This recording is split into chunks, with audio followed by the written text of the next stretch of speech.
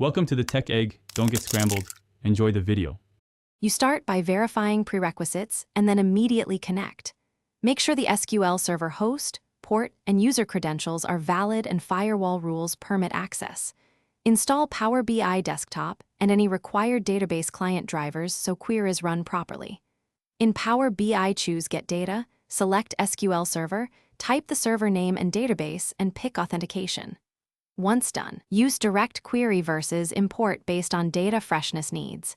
This choice affects performance and storage, so pick the right mode for your report goals. Once connected, focus on extracting the right data efficiently.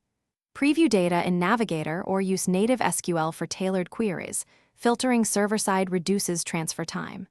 Then use Power Query to transform, remove unused columns, set correct data types, split and merge tables, and apply incremental refresh if needed. After loading, define relationships between tables, set keys and cardinality, and create calculated columns or measures in the data model.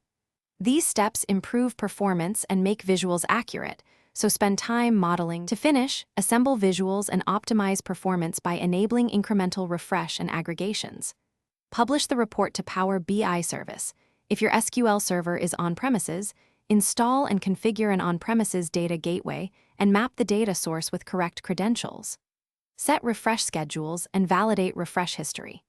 If something breaks, first check network connectivity, firewall and gateway status, then revalidate credentials and driver versions, and confirm privacy level and query folding.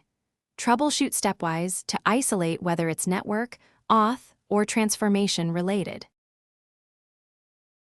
Thanks for watching. Consider subscribing if I helped unscramble your problems.